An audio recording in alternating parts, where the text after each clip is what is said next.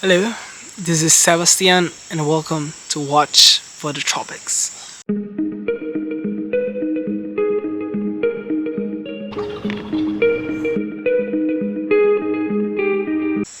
We find ourselves now in a cacao plantation in the middle of the humid jungle of Panama. This place is located in the province of Veraguas, and today it's been a rainy day. As you can tell, this has also been a day of work, a day of hard labor, and I'm proud to say that I actually helped in that. To my left, we still have some plants to continue. But we are not here to talk about cacao. We're here to talk about the new piece I have over here, the Sinn Hydro U50. This piece has been my company throughout the day, and we have tested it to its maximum today. Despite it being a diver, I also added this NATO, which is also the brand Vario. Thanks Vario for this. Sinn watch made in Germany. Definitely a watch made for the field, made for submarine, for the army forces. In this case we have this oil-filled piece, testing it to the maximum. Because yes, we may not be in the ocean, but we are in a very humid country near the equator, which can test and can damage any automatic movement. But in this case, we have a quartz movement, okay? Because here we're not looking for quality, we're looking for something that lasts a while. And for the type of work we're doing here, this specifically is what we are looking for. Sinn has brought us a lot of help throughout today. Well, with its oil-filled technology, you can see all the viewpoint angles. It appears like if you didn't have a single, like if it was a screen, you can see it from all angles. It's very clear, very dense, and it's truly a beautiful piece to own. It's truly even though it's high demand and it's high race and its price, it still shines, and it's really a no regret when considering buying this piece. So you can see it's 60 clicks, 1 click per second. My lifestyle requires a lot of high demand, a high resistance watch, because I've broken automatic watches before without knowing that under 50 meters really meant you could not even put it to the rain.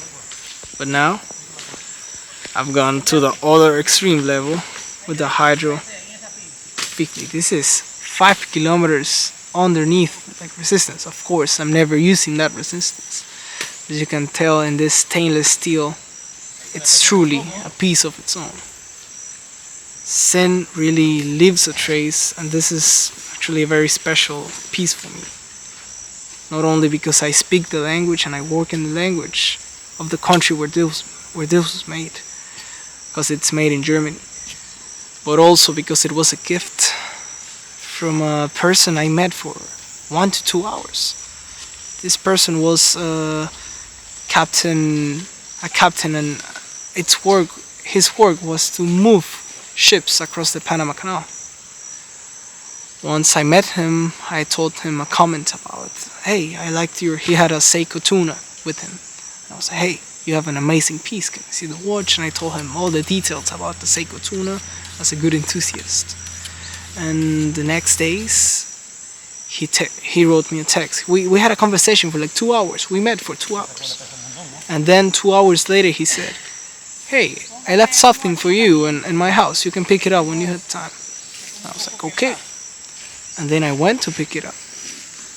And this thing, and it was this. I didn't even know he had a Sinn. Like it was a total shock for me. He said it was a watch he didn't use often. And he just wanted someone that could appreciate its value to give it some use. And that's the story of how I got my Hydro Sinn U50, if it focuses once.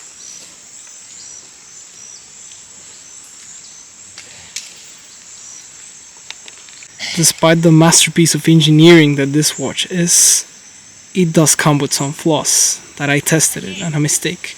As you can tell by the 12th arrow, there's a bubble. That bubble shouldn't be there. Okay, I've been having this bubble ever since I came near a volcano. I got to near an altitude of 2,000 to 3,000 meters above sea level, and I'm guessing because it's oil filled, the altitude pressure just made the bubble appear, and ever since it only disappears when I go back to that location. But once I get back to my home where I live in the city, which is to sea level, the bubble comes back. It really doesn't affect anything on the watch because it's a quartz movement and oil has not spilled from it. It's just air pressure and physics, right? It's just how it is. It's science. And it's alright. Like, it doesn't affect me. It's like a toy I've had for the past days. I just play around it. Every time I see the watch, I have something else. Every time I see the time, what time is this? I have something else to watch, something else to play. And it also functions like a level, like to see how flat something is. I just put the watch in certain direction and it floats. But yeah, it's something I wanted to point out. And another thing that I want to point out about this is that if I ever want to take that bubble out, there's only one place where they can service this watch, and that's in the headquarters, in the motherland, and the main house of Sinn, which is in Frankfurt, Germany. So at least I have an excuse to go back to Germany, right? Or how the Germans would say, Jetzt habe ich einen Grund, nach Deutschland zu fliegen, oder? Ich glaube, mein Deutsch war genug, diese Phrase. Huh? I think my German was enough to say at least it's an sufficient excuse to at least make a trip to Germany and visit the Sinn factory. Because there's a lot of Germans visiting in Panama, though. I don't see any Panamanians visiting the German watch companies over there, which may also work. So, this was all for my first review of the watch collection. I'll be reviewing very good pieces and very good tropical tolerable pieces here. I have an outdoorsy lifestyle, and also I may have sometimes quite a luxurious lifestyle. So I kind of have space for all types of watches and styles, but I'll always have a space for field watches, diver watches, and well, look at me, huh? A man needs a watch for every occasion, and I think in this occasion the Sinn worked really nice for me. So it was a pleasure, and welcome to Tropical Watches.